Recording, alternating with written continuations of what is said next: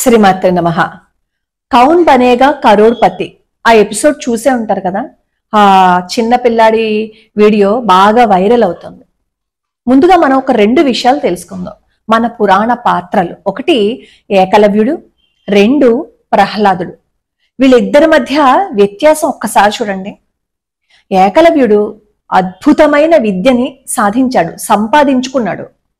ద్రోణాచార్యుల వారి వద్ద తను ధనుర్విద్య నేర్చుకోవాలని అనుకున్నారు. కానీ ద్రోణాచార్యుల వారు తనకి విద్య నేర్పడానికి అంగీకరించలేదు. దానికి కారణాలు కొంతమంది ఎంత వక్రీకరించి చెప్పారు అంటే అక్కడ క్యాస్ట్ కార్డ్ వాడారనమాట. ఏకలవ్యుడు తను విద్యని నేర్చుకున్నప్పటికీ ఎలా నేర్చుకున్నారు? ద్రోణాచార్యుడి మట్టి బొమ్మని ఆయన అక్కడ ప్రతిష్ఠించుకుని ఆయనే విద్య నేర్పుతున్నట్లుగా ఆయన ధనుర్విద్యని అభ్యసనం చేశారు. గురువు మనకి నేర్పకపోతే, గురువు దగ్గర విద్య నేర్చుకోకపోతే ఎక్కడ ఎలా ఎప్పుడు ప్రయోగించాలి అనేది తెలియదు. అలా తెలియకపోతే మనం ఎంత అద్భుతంగా విద్యలో రాణించినా అది నిష్ప్రయోజనం అయిపోతుంది. ఒక్కొక్కసారి ఎన్నో తీవ్రమైన దుష్పరిణామాలకి దారి తీసేస్తుంది. ఒకసారి ఏకలవ్యుడు అక్కడ కుక్కలు మురుగుతూ ఉంటే తన అస్త్రాలని వాటి మీద ప్రయోగిస్తాడు. అసలు ఆ కుక్కల మీద ఆ అస్త్రాలని ప్రయోగించవలసిన అవసరం లేదు. ఒక చిన్న రాయి విసిరినా ఫిష్ అన్నా అవి వెళ్ళిపోతాయి. కానీ పిచ్చుక మీద బ్రహ్మాస్త్రం అంటారు చూసారా, అలాగే ఆ కుక్కల మీద ఈ అస్త్ర ప్రయోగాన్ని చేశారు. అంటే తనకి విద్య వచ్చు కాబట్టి ఆ విద్యని ఎలా పడితే అలా ఉపయోగించాలని అనుకున్నారు. అక్కడ విద్యని అలా కుక్కల మీద ఉపయోగించేశారు. అంటే తనకి వచ్చిన కోపము, తనకి వచ్చిన చిరాకు, తన మెంటల్ స్టేట్ ని బట్టి అప్పుడు ఆ అస్త్రాలను ఉపయోగించేశారు.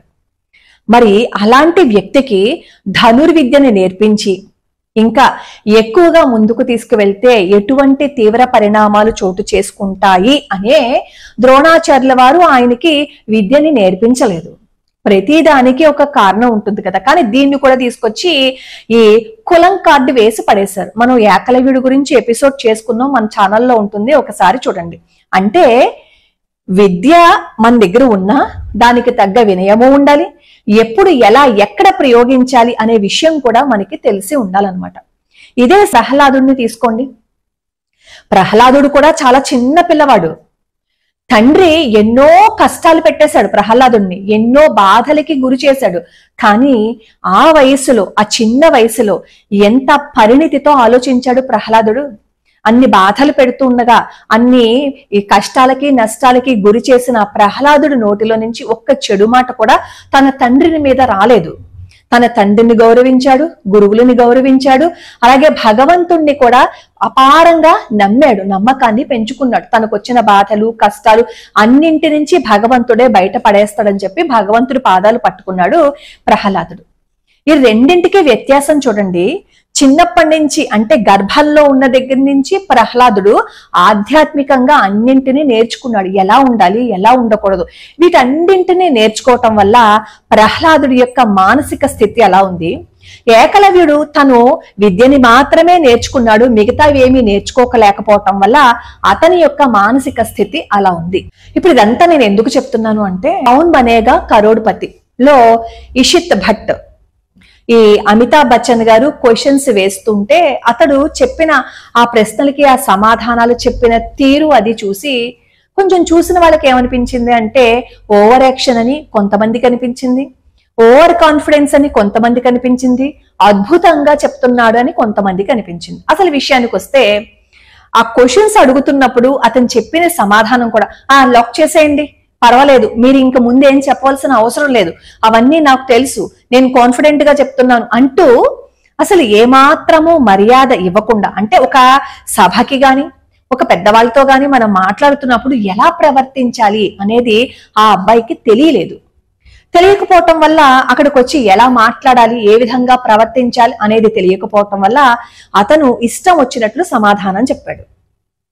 లౌకికంగా ఉన్న ప్రశ్నలన్నింటికీ సమాధానాలు టపటపటపమని చెప్పేశాడు. కానీ రామాయణం దగ్గరికి వచ్చేసరికి అతను అయోధ్యకాండ అని చెప్పాడు. మొదటి కాండ పేరేంటి అని, బాలకాండ కదా, అయోధ్యకాండ అని చెప్పాడు. అంటే మనకి ఏదైతే మన సంప్రదాయం ఉందో, మన ట్రెడిషన్ ఏదైతే ఉందో, మన గ్రంథాలు ఏవైతే ఉన్నాయో ఇవన్నీ తెలుసుకోలేకపోయాడు అనమాట. అవన్నీ అందువల్లే కదా బేసిక్ క్వశ్చన్, రామాయణంలో ఎన్ని కాండలు ఉంటాయి, అసలు రామాయణంలో మొదటి కాండ పేరేంటి అని అంటే బాలకాండ అని చెప్పకుండా అయోధ్య కాండ అని చెప్పాడు. దానికే ఆప్షన్స్ అడిగాడు. ఈ రామాయణం గురించి అడిగినప్పుడే ఆప్షన్స్ అడిగాడు. మిగతా ఈ లౌకికంగా ఉన్న ఈ క్వశ్చన్స్ దేనికి ఆప్షన్స్ అడగలా, చెప్పేశాడు మీరు చేసేయండి, లాక్ చేసేయండి, ఇంకా అంత ఆలస్యం చేస్తారంటే ఇంక ముందు మీరేం చెప్పక్కర్లేదు, నాకేం ఆప్షన్స్ చూపించుకోక్కర్లేదు అని చెప్పి 1కి 10 మాటలు మాట్లాడాడు. సరే, దీనిలో తప్పు ఎవరిది అనే విషయానికి వస్తే పిల్లలు మట్టి ముద్దల్లాంటి వాళ్ళు, మౌల్డ్ వాళ్ళు.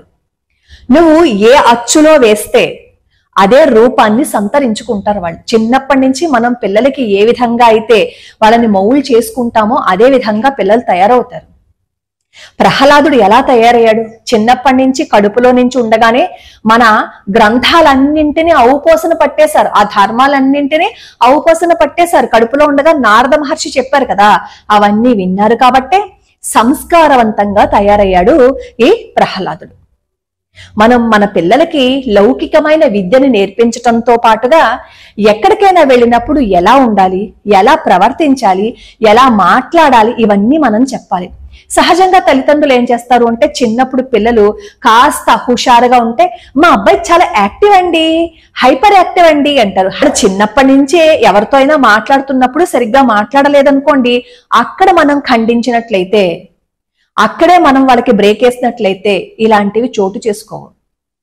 ఇప్పుడు ఆ పిల్లాడు చిన్న పిల్లాడు కాబట్టి అక్కడ అమితాబ్ బచ్చన్ గారు అడిగిన క్వశ్చన్స్ కి సమాధానం సరిగ్గా చెప్పలేకపోయినా, అంటే సమాధానం సరిగ్గా చెప్పలేకపోవటం అంటే ఏంటంటే రెస్పెక్ట్ ఇచ్చి మాట్లాడకపోయినా, అక్కడ అమితాబ్ గారు తన మనవడిగా ఆలోచించుకుని పెద్ద మనసుతో అతన్ని ఏమీ అనలేదు. కానీ ఇదే వ్యక్తి ఒక 10 సంవత్సరాల తర్వాత ఇలాంటి కాంపిటీషన్స్ కే వెళ్తే, తనకి బ్రతుకు తెరువు కోసం సంబంధించిన ఏదైనా ఇంటర్వ్యూకి వెళ్తే ఇలాగే మాట్లాడితే ఉద్యోగం ఇస్తారా?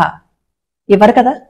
అంటే చిన్నప్పటి నుంచి మనం పిల్లల్ని ఏ విధంగా పెంచాలి అనేది తల్లిదండ్రుల బాధ్యత. అది పోనీ తల్లిదండ్రులు ఏమన్నా పొగరగా అహంకారంగా పెంచారా అని అనుకుంటే, అక్కడ ఆ ఇషితా భట్ విషయానికి వస్తే ఆ తల్లిదండ్రులు కూడా చాలా పద్ధతిగానే ఉన్నారు.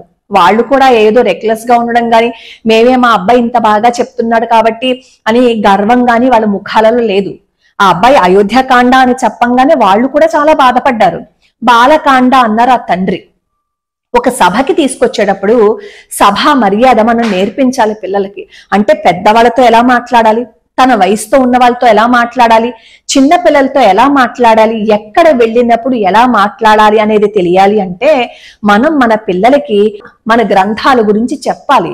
రామాయణంలో రాముడు ఎలా ఉన్నాడు, రావణాసురుడు ఎలా ఉన్నాడు, భారతంలో కౌరవుల ప్రవర్తన ఏంటి, పాండవులు ఎలా ఉండేవారు, భాగవతంలో రాక్షసులు ఎలా ప్రవర్తించారు, గోపికలు ఎలా ప్రవర్తించారు, కృష్ణ పరమాత్మ రాక్షసుల పట్ల ఎలా ఉన్నారు, అన్నింటినీ విశ్లేషించి చెప్పాము అనుకోండి, ఇలాంటి సిచ్యువేషన్ రాదు. కాకపోతే పిల్లలకి ఇలాంటి విషయాలన్నీ చెప్పడానికి మన దగ్గర సమయము ఉండట్లేదు, తీరిక ఉండట్లేదు. ఇప్పుడు ఆ అబ్బాయి చాలా లౌకికమైన విషయాలని చెప్పేశాడు, దానికి పెద్ద పుస్తకాలు చదవక్కర్లా, ఒక 4 సీరియల్స్ గాని 4 ఈ టీవీలో వచ్చే వెబ్ సిరీస్ గాని చూస్తే ఇలాంటివన్నీ తెలిసిపోతాయి. కానీ రామాయణ, భారత, భాగవత గ్రంథాలని మనం పిల్లలకి చదువు నేర్పించడంతో పాటుగా చెప్పాము అంటే వాళ్ళు అద్భుతంగా రాణించగలుగుతారు. వాళ్ళు మౌల్డ్స్ వాళ్ళు. నువ్వు ఎలా ఏ ఆకారంలోకి మలిస్తే ఆ ఆకారంలోకి మారిపోతారు. చిన్నప్పుడే మనం మంచి ఆకారంలోకి వాళ్ళని తీర్చిదిద్దకపోతే పరిస్థితి ఎలా ఉంటుందంటే అలా ఉంటుంది. ఇప్పుడు అక్కడ ఆ షోలో కూడా ఆ అబ్బాయి అలా ప్రవర్తిస్తున్నప్పుడు అక్కడ ఉన్న వాళ్ళందరూ చప్పట్లు కొట్టారు. అలా కొట్టకుండా కనీసం ఒక తండ్రైనా అదేంటి అలా చెప్తున్నాడు, అలా మాట్లాడకూడదు కదా అని చెప్పి అక్కడ అతన్ని ప్రోత్సహించకుండా చప్పట్లు కొట్టడం మానేస్తే వెంటనే అబ్బాయి ఒక ఆలోచన చేసేవాడు. ఇలా వెనక్కి తిరిగి ఏంటి కొట్టట్లేదు అన్నట్లుగా ఎదురు చూసేవాడు. అప్పుడైనా ఆ అబ్బాయిలో ఆలోచన వచ్చేది. ఇప్పటికైనా సమయం మించిపోయింది ఏం లేదు, వాడు చిన్న పిల్లవాడే కాబట్టి మంచి చెడు ఏంటి అనేది చెప్తే వాడు నేర్చుకుంటారు. కాకపోతే కొంచెం ఆలస్యం అవుతుంది. తల్లిదండ్రులు పిల్లలకి ఎలా ఉండాలి అనేది చెప్పాలి అంటే రామాయణాన్ని ఉదాహరణగా చూపించండి. మహాభారతంలోని కౌరవులు పాండవుల మధ్య ఏం జరిగింది అనేది వినిపించండి. ఆ పుస్తకాలు తీయండి, ఆ గ్రంథాలను తీయండి, తీసి చదివి వినిపించండి.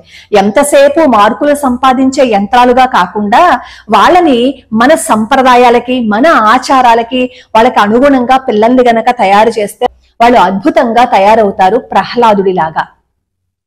ప్రహ్లాదుడు అన్ని కష్టాలు పడినా చిరంజీవిగా ఉండిపోయాడు.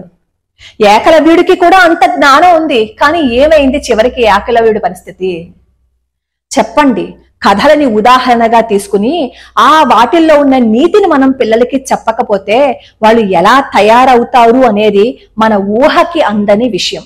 ఇప్పుడు కనీసం ఆ ఇషితా భట్నేనా మన ఎగ్జాంపుల్ గా తీసుకుని మనం మన పిల్లల దగ్గర ఏది లోటు చేసాం, ఏది మర్చిపోతున్నాం, ఏం చెప్పలేకపోతున్నాం అనేది గ్రహించి మనం మన పిల్లలకి నేర్పిస్తే ఇంకొక ఇషితా భట్ లాగా తయారవ్వరు.